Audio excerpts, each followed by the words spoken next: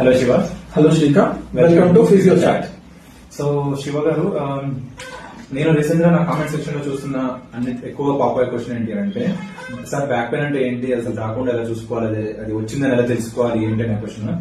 ఓకేనా, దాని గురించి తెలుసుకుందాం. సో అసలు బ్యాక్ పెయిన్ అంటే ఏంటి మీ మాట? సో బ్యాక్ పెయిన్ అంటే ఏంటంటే శివ గారు, like it's discomfort in the lower back. Okay. So especially మన గ్లూట్ పైన, మనకు స్పైన్ ఎండ్ లో టైల్ బోన్ లాగా ఎండ్ అవుతుంది, మనకి లంబార్ ఏరియా ఉంటుంది, లంబార్ ఏరియా అంటాం దాన్ని. సో అక్కడ జరిగే డిస్కంఫర్ట్ ని బ్యాక్ పెయిన్ అంటాం. అండ్ దాంట్లో టైప్స్ గురించి తెలుసుకుంటే మనం దేర్ ఆర్ లైక్ చాలా చాలా టైప్స్ ఆఫ్ బ్యాక్ పెయిన్ ఉంటుంది. నాకు తెలిసిన చెప్తున్నాను చూడండి. మెయిన్ గా సో ఎస్ఐ జాయింట్ స్ట్రెయిన్ అంటాము, మనకి టైల్ బోన్ దగ్గర వచ్చే స్ట్రెయిన్, అది ఒకటి. సో ఫస్ట్ మామూలుగా మజిల్ స్ట్రెయిన్ ఉంటుంది, దాని తర్వాత అది కొంచెం ఎక్కువ వస్తే అది జాయింట్ వరకు వెళ్ళి ఎస్ఐ జాయింట్ స్ట్రెయిన్ గా వస్తుంది. దాని తర్వాత అది కూడా ఇంకా డీప్ గా అయింది అనుకోండి, మనకు డిస్క్ బల్జ్ చాలా మినిమం. సో డిస్క్ బల్జ్ అవ్వడము, అక్కడ పెయిన్ రావడము, ఆ డిస్క్ బల్జ్ అయిపోయి పక్కన ఉన్న నరుడు నొక్కడము, అది ఆ పెయిన్ అనేది రేడియేటింగ్ పెయిన్ లాగా కింద వరకు రావడము, దాన్ని రాడియోపతి అంటాము.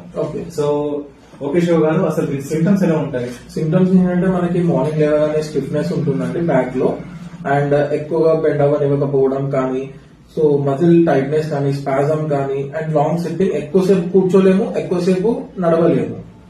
సో ఎక్కువసేపు కూర్చోకుండా ఉండడమే బ్యాక్ పెయిన్ అనేది సిమ్టమ్ లాగా మారుతుంది మనకి. సో నెక్స్ట్ ఏంటంటే ట్రీట్మెంట్ ఏంటి శ్రీకాంత్ గారు? సో బ్యాక్ పెయిన్ కిషోర్ గారు, లైక్ మీకు జనరలైజ్డ్ పెయిన్ ట్రీట్మెంట్ చెప్తాను చూడండి. సో ఎనీ పెయిన్ వచ్చినా కూడా మనం first to let settle for 1 to 2 days rest తీసుకోవాలి. బట్ అది కూడా మన పెయిన్ థ్రెషోల్డ్ బట్టి, పెయిన్ థ్రెషోల్డ్ ఎక్కువ ఉన్నా సరే తీసుకోవచ్చు అంటారా? నేను నా ఎక్స్పీరియన్స్ చెప్తున్నానండి. Pain killer is only patch work చేస్తుంది, టెంపరీ వర్క్ చేస్తుంది అనమాట. సో అండ్ పెయిన్ కిల్లర్స్ లో చాలా సైడ్ ఎఫెక్ట్స్ కూడా ఉన్నాయి కదండి. సో బెటర్ టు అవాయిడ్, దాదాపు అవాయిడ్ చేయడం బెటర్. సో అండ్ యా, మనం ట్రీట్మెంట్ మాట్లాడుకుంటే జనరలైజ్ పెయిన్ ట్రీట్మెంట్ చెప్పారు కదా. సో ఫస్ట్ దాన్ని ఒక 2 days సెటిల్ చేయాలి. బట్ మన పెయిన్ థ్రెషోల్డ్ మించి ఎక్కువ ఉంది అంటే don't suffer with that. So వెంటనే డాక్టర్ దగ్గర వచ్చేసేయాలి. సో బ్యాక్ పెయిన్ కి ట్రీట్మెంట్ ఎలా ఉంటుంది అంటే, ఐదర్ మీరు రెస్ట్ తీసుకోవచ్చు, హాట్ ప్యాక్ అప్లై చేసుకుంటే తగ్గిపోతుంది. ఇప్పుడు పెయిన్ ఇంటెన్స్ లెవెల్ తక్కువ ఉన్నప్పుడు.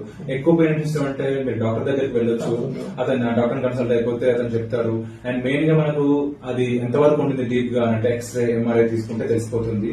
ఇంకా అట్ ద ఎండ్ మాత్రం physiotherapy is the main treatment. Okay. So actually దీనికి రాకుండా ఉండాలంటే ఎలాంటి ప్రికాషన్ తీసుకోవచ్చు? రాకుండా ఉండాలంటే మనము బెండ్ అయ్యేటప్పుడు మనము కాళ్ళ మీద వెయిట్ వేసుకొని ఎక్కువగా స్పైన్ మీద ప్రెషర్ పడకుండా చూసుకోవాలి.